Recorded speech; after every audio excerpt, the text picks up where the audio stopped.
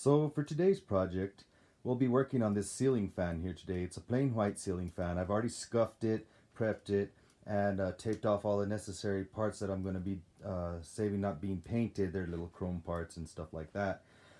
So I'm going to be getting this prepped up, ready for paint now, getting the room ready. It's pretty much already ready. I just got to do a couple more steps, maybe cleaning it with some Prep-Sol for one final clean and hit it with the tack rag, and then we'll get started on the painting. Okay folks, so what we're going to be using today is this Duplicolor Prep-Sol Prep Spray. I like to use this one. It's not too harsh and it works really well. I strongly recommend that you spray it onto your rag or paper towel or whatever you clean it with. First, do not spray it directly onto your project because it will soften the paint and eat it up. I've seen it happen. So let's get started.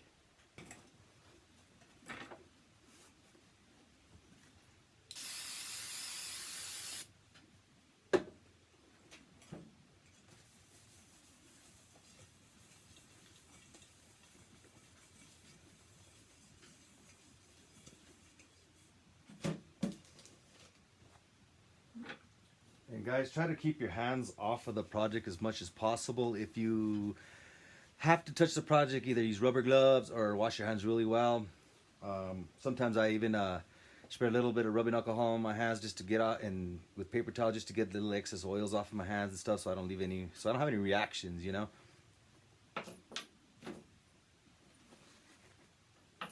And make sure if any of your parts are really dirty that you scrub them really well, because minor things can cause big problems later on in your paint job, and you don't want that. These parts are already pretty much clean. I'm just giving them a once over real quick, and then we'll get into the painting process. I'll be using a rattle can on these ones for the base, the black. Also, I'll be using a one-shot paint for the pinstriping on it. I exclusively use one shot because I like their product and I like the way it holds up. It's strong, it's time tested. It's a reliable product. I just don't want to let it go.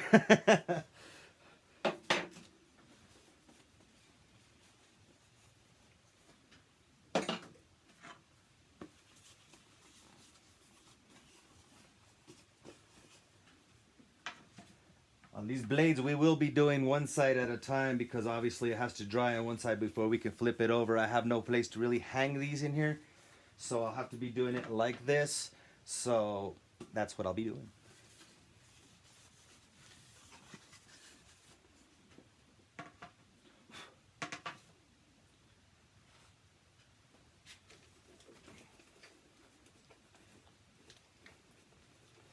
And I know some of these things always have some sticker residue. Make sure you get that off all the way before you paint anything on your project, so that will mess everything up.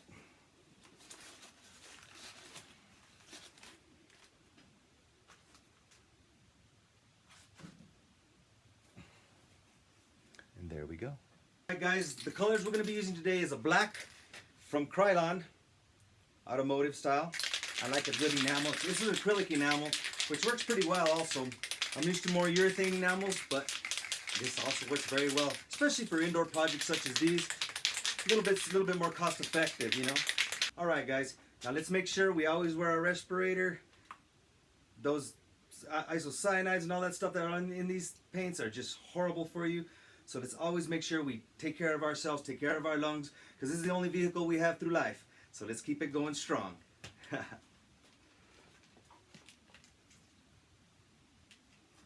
Better tie my hair back before I get some hair on this project.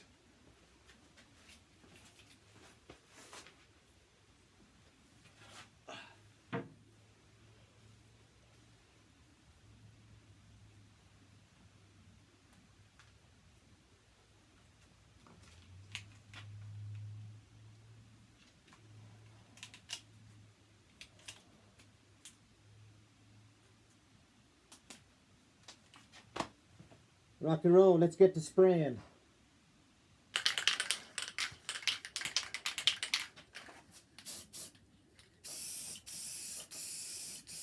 Try to get your coats as even as possible.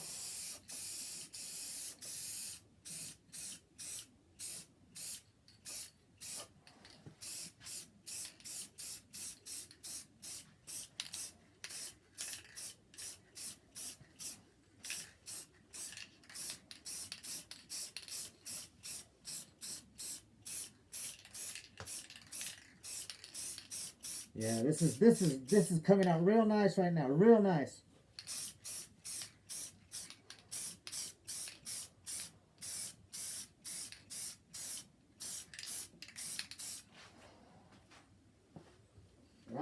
Always watch your can.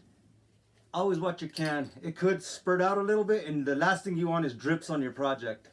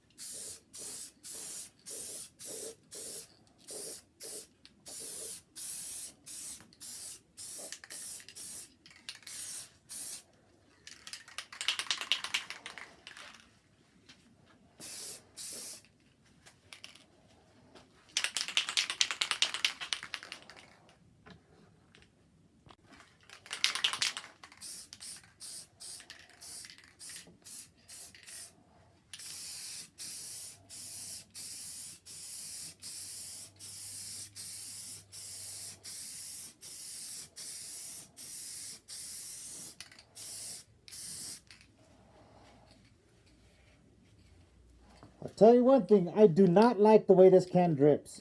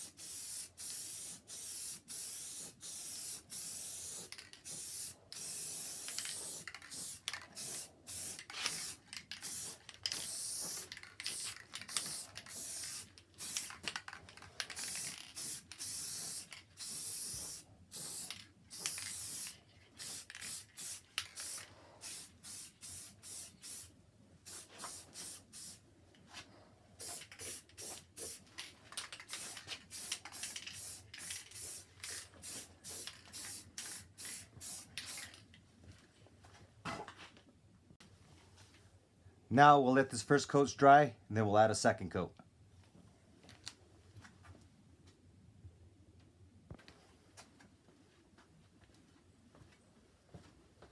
All right, guys, let's get this second coat done.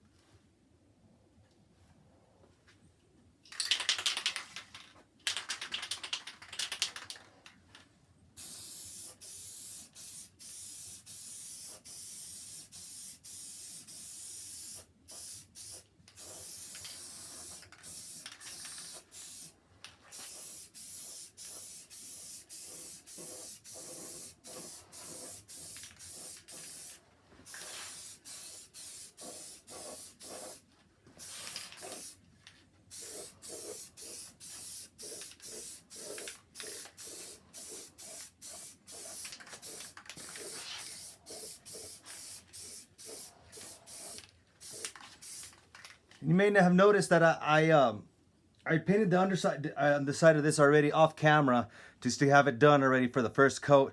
I'll show you it on the second coat, the end of this coat.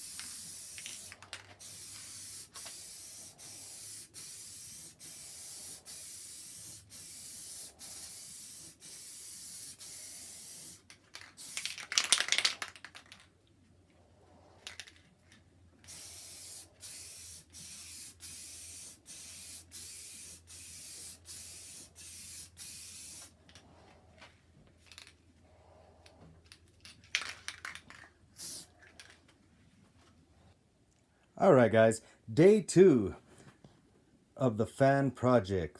The black base has been drying overnight. It's looking great. Nice high gloss to it. Good, nice sheen. Getting ready to do the pinstriping on it now. I think we're going to go with blue and white on this one. The last fan I did red and white. Came out pretty nice. I think this time I'm going to be doing blue and white to really pop it off. It'll stand out really nice. And yeah, let's get started. Okay, guys. I don't know how many of you know about pinstriping, so I'm just going to go ahead and let you know about this, what I do. I have my brush here that I'm going to be using. This is a Kafka #1 scroll brush. Awesome brush. I also use the #3 and most of his other lines. I love Kafka brushes. They always work really well for me. They don't have too much snap on them. They have natural hair and they flow really well, and the paint flows off of them really well also. Well, to clean my brushes, I keep them in, when I'm storing my brushes, I store them in brush oil. And I use the Kafka preservative brush oil. It's a pure neat's foot oil. And it's a natural animal oil that goes in for your hair. It's the old motor oil and all that stuff. It has too many harsh detergents, too much stuff like that. It ruins your brush eventually. I know some people have used them for years and they say, well, it's never got me wrong. But yeah, well, it's going to eventually catch up with you. So I suggest you get yourself a good quality neat's foot oil or any kind of good natural animal hair oil that preserve your brushes really well. You'll thank me in the end. Okay. Also, what I do here, I have my thinner here, my lacquer thinner here, and I have my mineral spirits also. I use this also for my thinning of my paint. So what I do is I clean off the excess oil off my tip of my brush with the lacquer thinner first. Give it a good rinse. Make sure it's nice and clean. Get all that oil off of there. Then hit it with some mineral spirits. Little mineral spirits to help it out. Alright. Lay it in here. Clean it off real good. You know. Make sure you don't have no residues of some stuff in there. There we go. A little dip of this and then let's show a little bit more just to make sure. Great. So we have that ready. Put this off to the side. Put my thinner away for now until I have to clean my brush. Most of the time I only use this thinner if I'm cleaning out my brush or if I'm going between colors, because you don't want to mess up your mineral spirits, because that's what you use to thin out your paint and palette your paint as you go. So you want to keep that as clean as possible. The thinner, disposable, you know what I'm saying?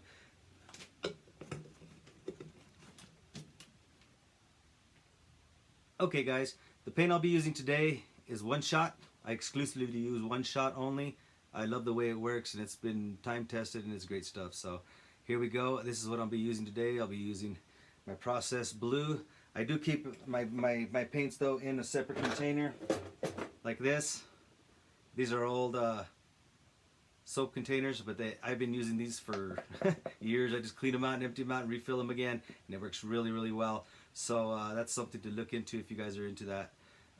Into using bottles and stuff. I know other companies bottle in bottles already, but I'd like to stick with what I know, what has worked for me in the past. So that's how I use. Also guys, on a side note, try to keep your hands as clean as possible because you'll be touching the project. You don't want to leave any smudges, smears, or anything around. So a little bit of mineral spirits on the thing. Clean up the fingers as you go along. You know, a nice clean hand is gonna be working, and you don't want all that paint on you sitting there soaking into your pores and all that stuff either. That's not really good for you. So you want to just keep that in mind. All right, guys. So what we're gonna start off with today is we're gonna start off with this piece right here. I won't be doing all the fan blades in front of you because they'll all be similar, so I'm just gonna do one blade and show you how I do that, and then the rest will be matching, and then I'll show you the finished product at the end. But anyways, I'm gonna start off with this one here. As you see, it's been done. You know, the inside a little bit, you know, also black. You don't really ever see the inside, but I did a little bit of the inside too, just to have some good aesthetics. So if you look through the holes, it's still black. But we're gonna start off. We're gonna make I think we're gonna put us a couple lines side by side here, blue and white, just to give this a little bit of color, a little bit of accent to it. You know what I mean? I'll probably do one here and probably one on this one. So let's go ahead and get started. Mixing up my paint here. Make sure you're mixing your paletting your paint correctly. I'll even show you here as I palette. This is a new can. Since my bottle was empty, I just opened my new can of processed blue. It doesn't take much paletting or much thinner in it because it's still pretty new, and it flows really well. So I'll probably just make sure that I keep an eye on it, because it is kind of warm in my shop today. I kind of heated it up a little too much, but I'm letting it cool down now. But here we go. Yeah, let's get these first lines put down, and let's see how this goes.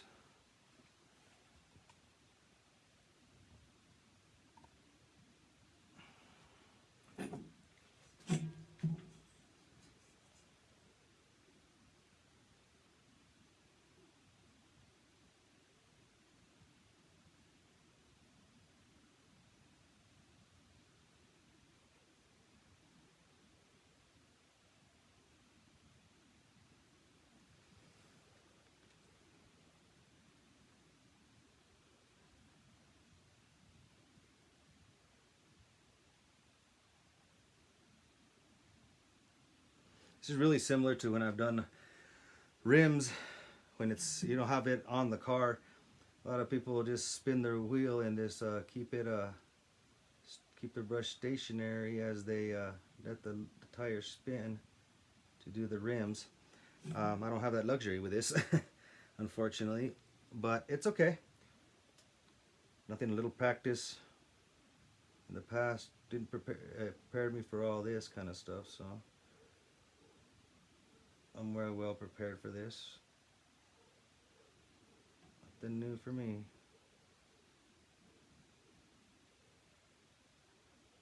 I like the number 1 also. It gives a nice, good, clean, fine line. Some people like thicker lines. I use the number 3 also, the Kafka number 3, which also works pretty well. It does a little thicker of a line, and I do a little bit more lettering and stuff with that one also, because it has it's easier to do the thick and thins with that. But primarily I use the number 1. I like a thinner pinstripe. I striped a motorcycle for the Super Nationals out here in Albuquerque, New Mexico one year, and quite a few people. I did a plaque for it, and it was all done with the number 1 Kafka, and the lines were nice and thin, and I got a lot of compliments on that. A lot of people really like the thinner lines, the thinner pinstripes, which I can understand, because it seems a little more classy with it thin. To me, a thick pinstripe kind of looks cartoony. I don't know. I just like a thinner line, personally, myself. Some people prefer thicker lines. I mean, if the customer prefers a thicker pinstripe, I absolutely accommodate.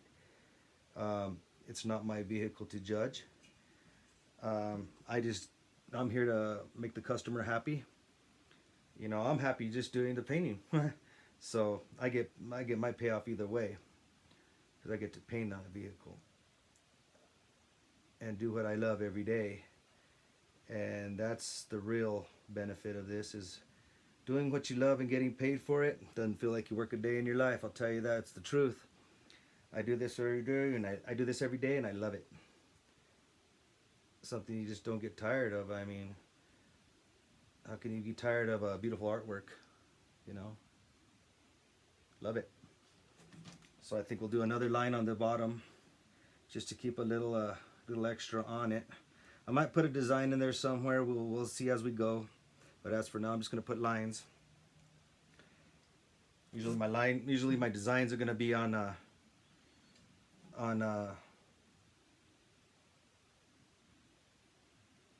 the fan blades.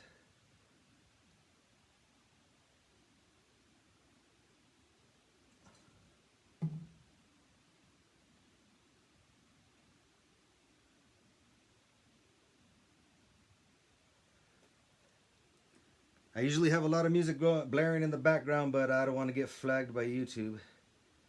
So I'm giving it this, and we can have discussions, and I can talk and explain what I'm doing, which helps out a lot of people, I do believe. Um, you know, a little about me. I've been pinstriping for about, I'd say, 8 years now. Loving every minute of it. I was introduced to it by a teacher of mine. I went to a local college here, and my instructor, Mr. Anthony Baca, introduced me to pinstriping with. I had known about pinstriping before, I just never done it, but he showed me the Bugler pinstriping tool. I'm sure some of you have heard of that. And he gave me an old fender to work on, and it. He told me do some lines on this and see what you can do. And I before I pinstripe, I did tattoos for 13 years, so I have some artistic ability already. But he left me with a fender, and when he came back, he kind of freaked out because I had to put a whole flame job on the on the fender with the Bugler pinstriping tool. I told him, yeah, once I learned how it rolled, I was able to do it. And I said, I'm just figuring out how to do my thick and thins with it right now because of the wheel. It's hard. And he goes, that's pretty impressive. He said, you might want to check out the pinstriping brushes to do that. And I said, well, I don't have any. And he goes, well, I have a couple here. And so he gave me one. They were the green bounded ones, the Mac brushes. Which the green ones, it was more of a detail brush, not really a pinstripe. If I use the Mac brushes, I'll use the blue wrap, brushes, the Excalibur and stuff like that. But I tried with the Mac for I'd say a month, and then I was introduced to the Kafka liner brushes, which made my life a lot easier. And I mean, it still takes some getting used to. You still got to learn how it works. The only thing it really helps is with the corners. If you have to turn corners, you don't have to spin your brush. But also, I mean, you can also do it with a Mac brush.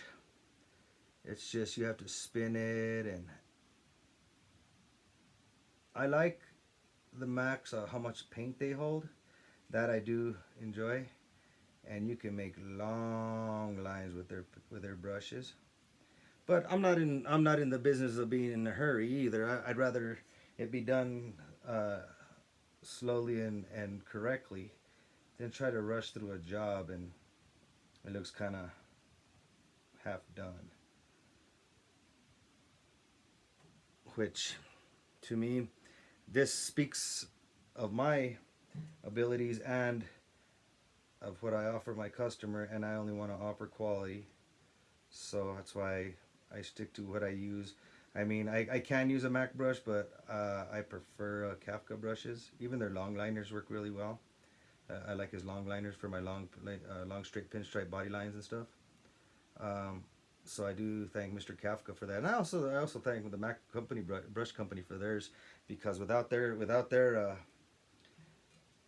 brushes coming out first, this wouldn't have even happened. You know, Mr. Von Dutch pioneered this art, and we all got to be grateful for that man, because he truly was a pioneer. You know, he started a movement, and this actually pinstriping is actually a real American art form. It's born here in the U.S. and it's a true American art form. And I'm proud that I live on Route 66, well, close to Route 66, and you know, it's great, man. The culture, the car culture, the custom culture is just amazing. The people are amazing in it. You know, you meet great friends, great people. It's awesome. We all help each other out. We all help each other out in every different way. So it's just good stuff.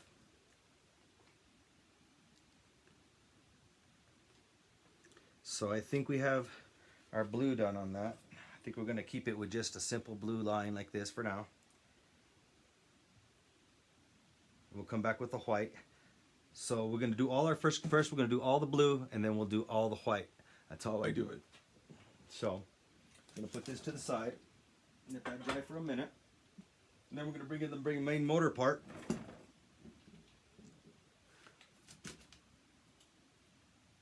And this is going to be the main motor part. which we're also going to do.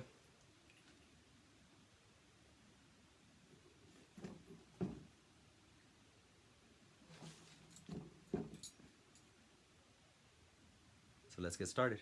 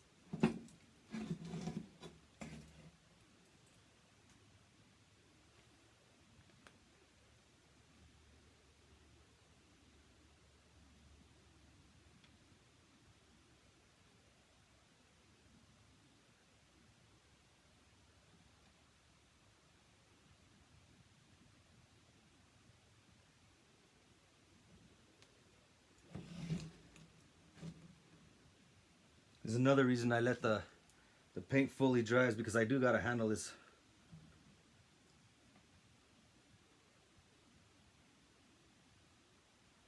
And you do hold it pretty firm, so I got to make sure it's good and dry so I don't ruin anything.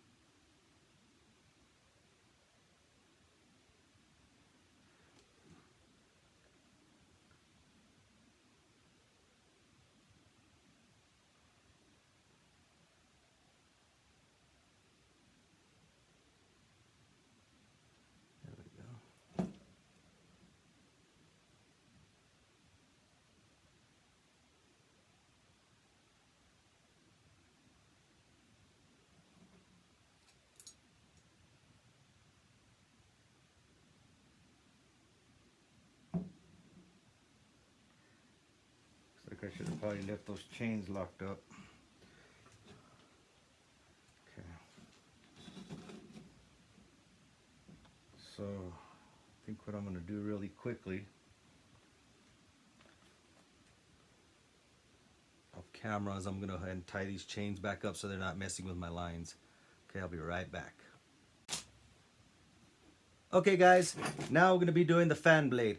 I told you I was only going to do one fan blade just so you guys can see. The other fan blades I'm going to do off camera and to complete them because it's very tedious. There's 4 of them, so I got to do a lot of matching. So I'm going to do these and then I'll match the other ones to it and off camera. And then you'll see the completed project.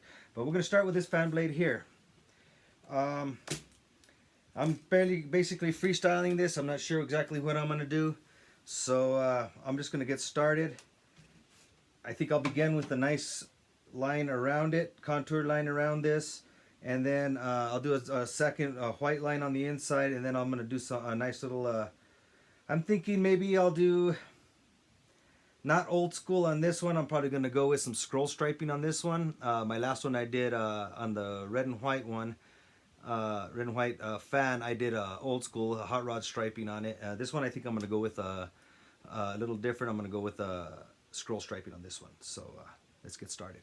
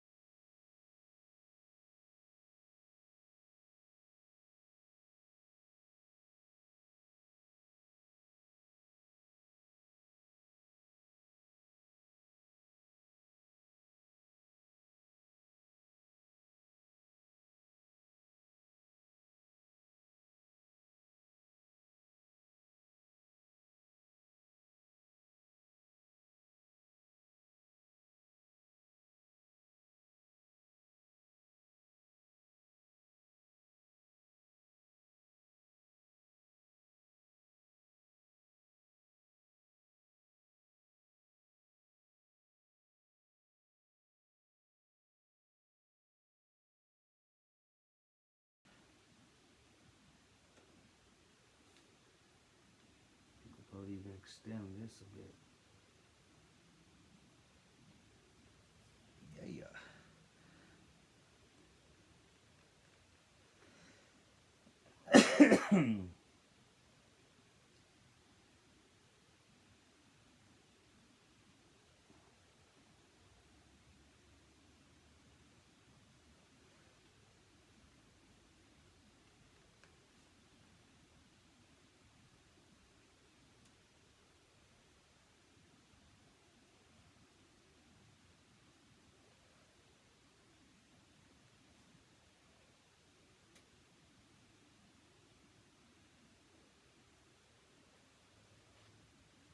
Nice.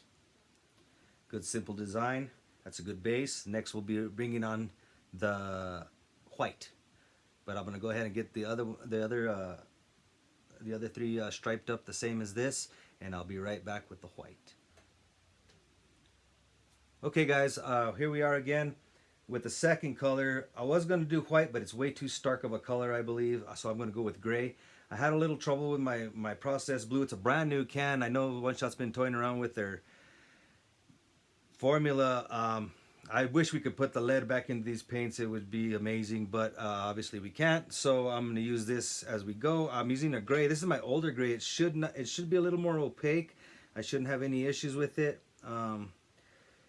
We shall see. I'm going to be doing that now. But rinse this out real quick.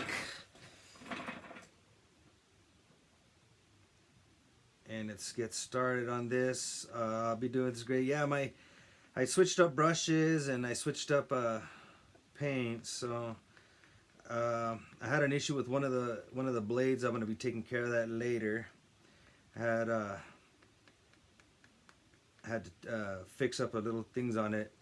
So I'll do that later on. But right now we're going to do on this second color. We're going to put on this border stripe now.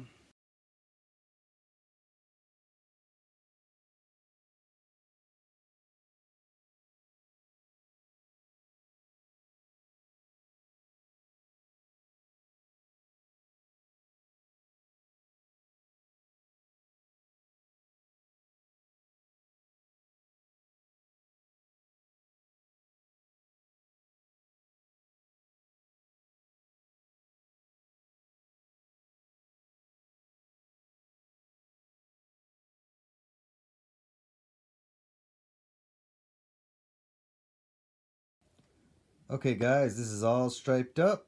I got the both colors on all the parts. I did one color on the anchors.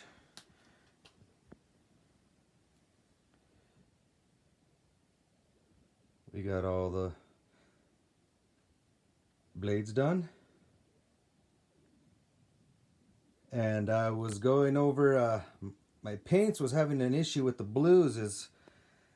It was not the issue with the paint, it was a brush. I had a contaminant in my brush and I wasn't able to get as clean of a lines as I wanted. But this is also just my fan for my house, for me. So it's okay. If it was for a customer, obviously I would be redoing the whole thing till it's absolute perfection. But I'm still happy with the outcome of what I have. You can see on this panel with the white lines, when I switch to my number 3, how much cleaner the lines are, straighter. Even with the blue, I did it with my my Kafka number 3, and yeah, definitely it's a big difference, big difference. And it was not my paint, it was the brush, which I have now thrown away and was no longer my brush. But yes, I will be letting this all dry, and then I will be putting it together, and when it is up on the ceiling, you will see it. Thank you, guys. Well, guys, here it is, all put together, put up. Looks pretty sharp. I'm liking it. I am liking it. Yes, sir.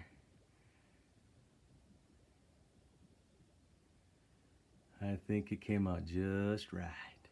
Thanks, guys. See you in the next one.